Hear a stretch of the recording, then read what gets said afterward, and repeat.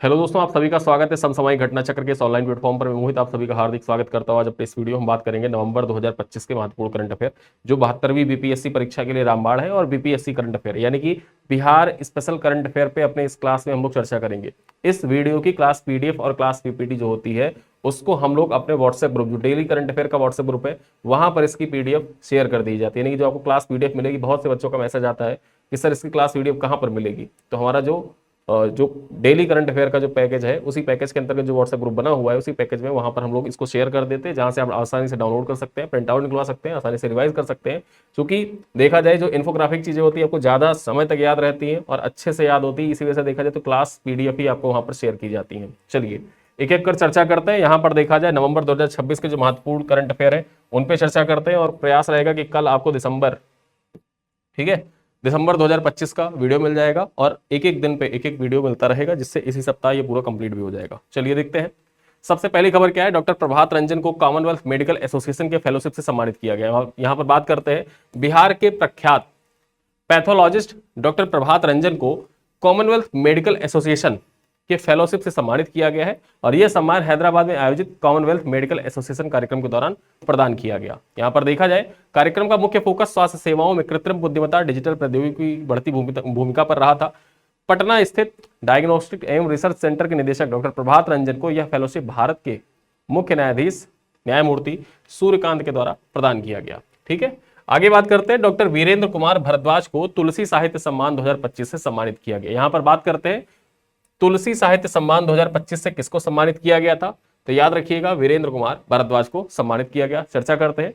पटना के प्रख्यात लेखक डॉक्टर वीरेंद्र कुमार भारद्वाज को भोपाल में आयोजित तुलसी साहित्य अकादमी के 25वें अखिल भारतीय साहित्य सम्मेलन में तुलसी साहित्य सम्मान 2025 से सम्मानित किया गया। और ये आपकी परीक्षा के दृष्टिकोण से देखा जाए तो मोस्ट इंपॉर्टेंट हो जाता है। ठीक है, मोस्ट इंपॉर्टेंट हो जाता है। 71वीं बीपीएससी में आपने देखा ही है। और जो करंट अफेयर होता है ना, करंट अफेयर बिहार स्पेशल, यहां से हर बार आपके 5 से 6 प्रश्न पूछे जाते हैं। और खासकर फोकस जो होता है बिहार स्पेशल में देखा जाए, जो अवार्ड से होते हैं, जो महत्वपूर्ण व्यक्तित्व होते हैं, चर्चित व्यक्ति होते हैं, उनसे संबंधित सवाल जरूर पूछे जाते हैं। ठीक, तो ये पॉइंट आपको याद रखना है। यहाँ पर देखा जाए यह सम्मान कन्हैया लाल तिवारी की स्मृति में प्रदान किया जाता है। बात करें तो उन्हें यह सम्मान बाल काव्य संग्रह देखो मस्त मदारी आया के लिए मिला है, जिसमें 58 कविताएं संकलित हैं। बात की जाए डॉक्टर भारद्वाज 40 पुस्तकों के लेखक हैं तथा उन्हें पूर्व में डॉक्टर परमेश्वर गोयल लघु कथा शिखर सम्मान तथा श्रेष्ठ शिक्षक सम्मान सहित कई राष्ट्रीय सम्मान भी प्राप्त हो चुके हैं। ठीक है, तो आपको नाम याद रखना है। डॉक्टर वीरेंद्र कुमार भारद्वाज को तुलसी साहित्य सम्मान 2025 से सम्मानित किया गया है। चलिए आगे देखते हैं। राष्ट्रीय जल पुरस्कार 2025 में बिहार का प्रदर्शन कैसा रहा। जो छठा राष्ट्रीय जल पुरस्कार प्रदान किए गए उसमें देखा जाए तो बिहार का जो प्रदर्शन था उस पर बात करते हैं। छठा राष्ट्रीय जल पुरस्कार कब प्रदान किया गया था, तो 18 नवंबर 2025 को विज्ञान भवन नई दिल्ली में प्रदान किया गया था। बात करें तो 18 नवंबर 2025 को नई दिल्ली के विज्ञान भवन में राष्ट्रपति द्रौपदी मुर्मू ने छठे राष्ट्रीय जल पुरस्कार प्रदान किए। नालंदा जो जिला है उसने जल संरक्षण में सर्वश्रेष्ठ नवाचार श्रेणी में प्रथम स्थान प्राप्त किया था तथा वहां के डीएम कुंदन कुमार और डीडीसी श्रीकांत कुंडलिक खांडेरकर को इसके लिए सम्मानित भी किया गया। ठीक है, तो याद रखिएगा बिहार का कौन सा जिला था जिसने जल संरक्षण में सर्वश्रेष्ठ नवाचार श्रेणी में प्रथम स्थान प्राप्त किया। ठीक, ये पॉइंट आपको याद रखना है, आपके परीक्षा के दृष्टिकोण से बेहद महत्वपूर्ण है। ठीक, मोस्ट इंपॉर्टेंट पॉइंट है। हम करंट अफेयर में उन्हीं पॉइंट्स को सम्मिलित करते हैं जिनके परीक्षा में पूछे जाने की प्रबल संभावना होती है। ठीक है, यहां पर बात करते हैं कटिहार को जल संरक्षण जन भागीदारी श्रेणी में विशेष मान्यता मिली, जबकि डीएम मनीष कुमार मीणा और डीडीसी अमित कुमार को पुरस्कार प्रदान किया गया। मुंगेर के किशोर जायसवाल को जल संरक्षण, मृदा सुधार और सामुदायिक सशक्तिकरण में योगदान के लिए राष्ट्रीय जल पुरस्कार 2025 व्यक्तिगत श्रेणी से सम्मानित किया गया। यह आपको याद रखना है कि किशोर जायसवाल को जल संरक्षण, मृदा सुधार एवं सामुदायिक सशक्तिकरण में योगदान के लिए राष्ट्रीय जल पुरस्कार 2025 व्यक्तिगत श्रेणी में प्रदान किया गया था। ये बिहार के किस जिले के निवासी हैं या फिर इनका संबंध बिहार के किस जिले से है, तो इनका संबंध बिहार के मुंगेर जिले से है। ये पॉइंट आपको याद रखनी है और ऐसे ही सवाल आपकी परीक्षा में पूछे भी जाते हैं। चलिए आगे देखते हैं। कटिहार का गोगाबिल झील जो था ये नवंबर में देखा जाए रामसर स्थल का दर्जा इसको दिया गया। ठीक है, बिहार का छठा रामसर स्थल यहां पर बात करते हैं। कटिहार जिला स्थित गोगाबिल झील संरक्षण एवं सामुदायिक अभ्यारण्य को बिहार के छठे रामसर स्थल के रूप में घोषित किया गया नवंबर माह में। सितंबर 2025 में बक्सर के गोकुल जलाशय तथा पश्चिमी चंपारण का जो उदयपुर झील था इसको रामसर स्थल की सूची में शामिल किया गया था। यानी कि देखा जाए सितंबर 2025 में बक्सर का जो गोकुल जलाशय है, याद रखिएगा गोकुल जलाशय कहां पर है, बक्सर जिले के अंतर्गत आता है। वहीं पर जो उदयपुर झील है ये किस जिले में आता है, तो उदयपुर झील आता है पश्चिमी चंपारण में। और वहीं पर जो गोगाबिल झील है ये कहां पर है, तो ये कटिहार जिले में है। डिस्ट्रिक्ट याद रखिएगा। और ऐसे सवाल देखा जाए सुमेलित करने के लिए परीक्षा में आपसे पूछे जा सकते हैं। ठीक, जो सुमेलित करने वाले सवाल आते हैं, सुमेलित करने वाले सवालों में ये सवाल आपसे एग्जाम में पूछा जा सकता है। चलिए देखते हैं बिहार के अन्य रामसर स्थल कौन कौन से हैं। कबरताल है, ठीक है। उसके अलावा देखा जाए नागी नकटी पक्षी अभ्यारण्य जो है ये भी देखा जाए रामसर स्थल है। कबरताल कहां पर है, ये जो कबरताल है ये बेगूसराय में अवस्थित है। और नागी नकटी पक्षी अभ्यारण्य जो है ये कहां पर है, तो ये जमुई में है। तो यहां पर देखा जाए मैच करने के लिए कैसे पूछेगा, एक तरफ रामसर स्थल दे देगा, दूसरी तरफ संबंधित जिले दे देगा कि किस जिले से संबंध है उनका। ठीक है, देखा जाए तो राष्ट्रीय शटलकॉक प्रतियोगिता में बिहार का शानदार प्रदर्शन। यहां पर देखा जाए हरियाणा के रोहतक में आयोजित राष्ट्रीय शटलकॉक प्रतियोगिता में बिहार ने कुल 25 पदक जीतकर राष्ट्रीय स्तर पर दूसरा स्थान प्राप्त किया। बिहार ने प्रतियोगिता में 2 स्वर्ण 18 रजत और 30 कांस्य पदक अपने नाम किए थे। यहां पर बात करते हैं तो अंडर 17 वर्ग में बिहार के खिलाड़ियों ने 7 स्वर्ण 6 रजत पदक जीतकर उत्कृष्ट प्रदर्शन किया। और सीनियर वर्ग में बात करें तो बिहार ने महाराष्ट्र को हराकर स्वर्ण पदक जीता, जबकि बालिका वर्ग में रजत तथा अंडर 14 वर्ग में देखा जाए 2 कांस्य पदक प्राप्त किए। ठीक है, आगे चर्चा करते हैं 41वां पटना पुस्तक मेला 2025। अब यहां पर देखा जाए जो 41वां पटना पुस्तक मेला 2025 था, इसका आयोजन कब किया गया, तो यहां पर बात करते हैं इसका आयोजन किया गया था 41वां पटना पुस्तक मेला का आयोजन 6 से लेकर 16 दिसंबर 2025 तक गांधी मैदान पटना में आयोजित किया गया था। देखा जाए तो मेले का आयोजन सेंटर फॉर रीडरशिप डेवलपमेंट के द्वारा किया गया। सेंटर फॉर रीडरशिप डेवलपमेंट के द्वारा 41वां पटना पुस्तक मेला 2025 का आयोजन 5 से लेकर 16 दिसंबर 2025 के बीच में गांधी मैदान पटना में किया गया। थीम क्या था, यहां पर बात करते हैं wellness a way of life. Wellness a way of life ये थीम था 41वें पटना पुस्तक मेले का। पटना पुस्तक मेले का थीम था। देखा जाए तो यह पुस्तक मेला पठन संस्कृति को बढ़ावा देने, प्रकाशकों, लेखकों और पाठकों को एक साझा मंच उपलब्ध कराने के लिए प्रमुख आयोजन भी है। आगे बात करते हैं बिहार को कृषि क्षेत्र में 2 प्रतिष्ठित पुरस्कार प्राप्त हुए हैं। यहां पर देखा जाए तो बिहार कृषि विश्वविद्यालय सबौर के मार्गदर्शन में पूर्णिया के मिथिलांचल मखाना उत्पादक संघ को मखाना उत्पादन में उत्कृष्ट योगदान हेतु जीनोम सेवियर कम्युनिटी अवार्ड प्रदान किया गया है। ठीक है, अब ये पॉइंट आपको याद रखना है क्योंकि डायरेक्टली आपके परीक्षा में पूछा जा सकता है। जो पुरस्कार सम्मान होते हैं उससे संबंधित सवाल आपकी परीक्षा में पूछा जा सकता है, जो कि मिथिला का जो मखाना है वो फेमस है ही है। और यहाँ पर देखा जाए बिहार जो कृषि विश्वविद्यालय है, बिहार कृषि विश्वविद्यालय सबौर में अवस्थित है, इसको देखा जाए तो मिथिलांचल मखाना उत्पादक संघ को मखाना उत्पादन में उत्कृष्ट योगदान हेतु जीनोम सेवियर कम्युनिटी अवार्ड प्रदान किया गया है।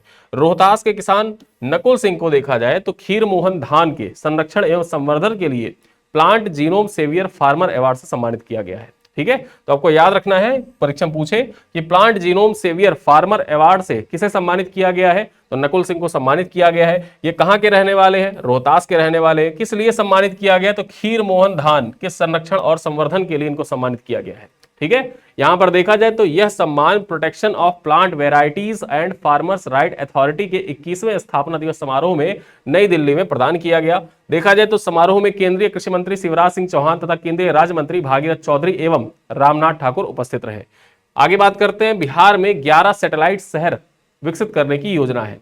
अब ये जो सैटेलाइट शहर होते हैं देखा जाए तो एक तरीके से टाउनशिप परियोजना होती है और बिहार में 11 टाउनशिप विकसित करने की योजना है। बात करें तो बिहार सरकार ने शहरीकरण को बढ़ावा देने के लिए प्रमुख शहरों पर दबाव कम करने के लिए 11 सैटेलाइट शहर यानी कि सैटेलाइट सिटी एवं ग्रीनफील्ड टाउनशिप विकसित करने की योजना शुरू की है। योजना में 9 प्रमंडलीय मुख्यालय सीतामढ़ी और सोनपुर को विशेष रूप से शामिल किया गया। यानी कि जो योजना है इसके तहत जो 9 प्रमंडलीय मुख्यालय हैं, जो प्रमंडल है उन 9 प्रमंडलीय मुख्यालय में साथ ही साथ जो सीतामढ़ी का सीतापुरम है और सोनपुर जो ग्रेटर पटना है वहां पर ये टाउनशिप विकसित किए जाएंगे। ठीक है, यानी कि जो 9 प्रमंडल के मुख्यालय हैं वहां पर साथ साथ में सीतामढ़ी के सीतापुरम में और ग्रेटर पटना जो सोनपुर के अंतर्गत आता है वहां पर ये टाउनशिप विकसित की जाएगी। ठीक है, देखा जाए तो इन शहरों में चौड़ी सड़कें, पार्क, खेल मैदान, सामुदायिक केंद्र, बेहतर जल निकासी, यातायात व्यवस्था, कचरा प्रबंधन जैसी आधुनिक सुविधाएं विकसित की जाएंगी। योजना का उद्देश्य शहरीकरण दर बढ़ाना, डिफेंस कॉरिडोर, सेमीकंडक्टर पार्क और मेगा टेक सिटी जैसी परियोजनाओं के माध्यम से बिहार को प्रौद्योगिकी केंद्र के रूप में विकसित करना है। चलिए आगे देखते हैं। बिहार में औद्योगिकरण और रोजगार सृजन को गति देने के लिए उच्च स्तरीय समिति का गठन किया गया है। यहां पर बात करते हैं, बिहार सरकार ने मुख्य सचिव अमृत प्रत्यय की अध्यक्षता में औद्योगिकरण और रोजगार सृजन की गति देने के लिए उच्च स्तरीय समिति का गठन किया है। यहां पर बात करें तो समिति का उद्देश्य निवेश आकर्षित करना, औद्योगिक विकास को बढ़ावा देना, चीनी मिलों सहित विभिन्न परियोजनाओं के कार्यान्वयन को समयबद्ध निगरानी करना है। यहां पर बात की जाए, निवेशकों की समस्याओं के त्वरित समाधान के लिए उद्योग वार्ता पहल शुरू की गई है। यानी कि बिहार सरकार के द्वारा जो निवेशक हैं उनकी समस्याओं का त्वरित समाधान किस प्रकार से किया जाए, इसके लिए उद्योग वार्ता पहल की शुरुआत की गई है, जिसमें निवेशक बिना पूर्व अनुमति के सीधे मुख्य सचिव से मिल सकेंगे। यहां पर बात की जाए तो राज्य सरकार ने artificial intelligence mission, mega food park, औद्योगिक पार्क और एमएसएमई पार्क के विकास की दिशा में भी महत्वपूर्ण पहल की है। ठीक है, आगे बढ़ते हैं। बिहार में 25 चीनी मिलें खोलने की घोषणा की गई है। बिहार में देखा जाए तो 25 चीनी मिल खोलने की घोषणा की गई है। 24 नवंबर 2025 को तत्कालीन मुख्यमंत्री नीतीश कुमार की नई एनडीए सरकार की पहली कैबिनेट बैठक के दौरान देखा जाए 25 नई चीनी मिलें खोलने तथा 9 बंद चीनी मिलें जो है उनको पुनः चालू करने का निर्णय लिया गया। देखा जाए तो मुख्य सचिव अमृत प्रत्यय ने निर्णय की पुष्टि करते हुए बंद मिलों के पुनर्जीवन हेतु उच्च स्तरीय समिति गठन करने की जानकारी भी दी। यानी कि बिहार में देखा जाए जो चीनी मिल बंद पड़ी हुई थी, 9 चीनी मिल थी वो बंद पड़ी हुई थी और 25 नई चीनी मिलें खोली जाएंगी। ठीक है, और इसकी देखा जाए पुष्टि किसके द्वारा की गई है? प्रत्यय अमृत के द्वारा की गई है, जो मुख्य सचिव है बिहार सरकार में। बात की जाए तो इस पहल से गन्ना किसानों की आय बढ़ने, ग्रामीण रोजगार होने तथा कृषि औद्योगिक श्रृंखला को मजबूत मिलने की उम्मीद है। बात करें तो यह निर्णय 9 नवंबर 2025 को केंद्रीय गृह मंत्री अमित शाह द्वारा की गई घोषणा तथा एनडीए की चुनावी घोषणा पत्र के वादे को लागू करने की दिशा में एक महत्वपूर्ण कदम माना जा रहा है। आगे बात करते हैं, कटिहार की शिल्पी सिंह को सुपर वुमनिया राष्ट्रीय पुरस्कार 2025 से सम्मानित किया गया। ठीक है, आज जो हम लोग नवंबर 2025 के इंपॉर्टेंट करंट अफेयर पढ़ रहे हैं उसमें देखा जाए बिहार स्पेशल के अंतर्गत ये हमारा अंतिम करंट अफेयर है जो नवंबर महीने से इंपॉर्टेंट है आपके परीक्षा के लिए। शिल्पी सिंह के बारे में जानिए कि कटिहार की जो शिल्पी सिंह है इनको सुपर वुमनिया राष्ट्रीय पुरस्कार 2025 से सम्मानित किया जाएगा। कटिहार जिले की बरमसिया की शिल्पी सिंह को सुपर वुमनिया राष्ट्रीय पुरस्कार 2025 से सम्मानित किया गया। यह सम्मान महिला सशक्तिकरण, लैंगिक समानता, ग्रामीण बिहार में सामाजिक परिवर्तन हेतु उल्लेखनीय योगदान प्रदान करने के लिए दिया जाता है। ठीक है, देखा जाए तो वर्तमान में शिल्पी सिंह महिला संगठन भूमिका बिहार में निदेशक पद पर कार्यरत है। पुरस्कार समारोह 10 नवंबर 2025 को मुंबई में आयोजित हुआ, जिसमें भारतीय महिला क्रिकेटर जेमिमा रोड्रिग्स सहित अनेक प्रेरणादायक महिलाओं को सम्मानित किया गया था। ठीक है, तो ये है हमारे नवंबर 2025 का Bihar special related important current affair था, उसको हमने इसमें कवर करने का प्रयास किया है। 15 मिनट के अंदर देखा जाए पूरा नवंबर महीना कंप्लीट किया है और इसके बाद अगला वीडियो जो कल आएगा उसमें हम लोग दिसंबर महीने पर फोकस करेंगे। लेकिन चलते चलते कुछ सवाल है जिनका उत्तर आप कमेंट बॉक्स में दीजिएगा। पहला सवाल क्या है? कॉमनवेल्थ मेडिकल एसोसिएशन के फेलोशिप से किसे सम्मानित किया गया? डॉक्टर वीरेंद्र कुमार भारद्वाज को, डॉक्टर प्रभात रंजन को, नकुल सिंह को या किशोर जायसवाल को? क्वेश्चन नंबर 2 है, राष्ट्रीय जल पुरस्कार 2025 में जल संरक्षण में सर्वश्रेष्ठ नवाचार श्रेणी में प्रथम स्थान किस जिले ने प्राप्त किया है? और यह सवाल आपके परीक्षा में देखा जाए तो डायरेक्ट पूछा जा सकता है, डायरेक्ट ये सवाल आपके एग्जाम में आ सकता है। कौन कौन से जिले हैं? कटिहार है, मुंगेर है, नालंदा है और जमुई है। क्वेश्चन नंबर 3 है, बिहार का छठा रामसर स्थल किसे घोषित किया गया? छठा रामसर स्थल कौन? कवरताल, नागी पक्षी अभ्यारण्य, गोकुल जलाशय या फिर गोगाबिल झील? आगे बात करते हैं, क्वेश्चन नंबर 4 है, 41वें पटना पुस्तक मेला 2025 का थीम क्या निर्धारित किया गया? Read for India, book for future, wellness a way of life या फिर knowledge for all? Question number 5 है, बिहार सरकार के द्वारा औद्योगिकरण एवं रोजगार सृजन को गति देने हेतु गठित उच्च स्तरीय समिति की अध्यक्ष कौन है?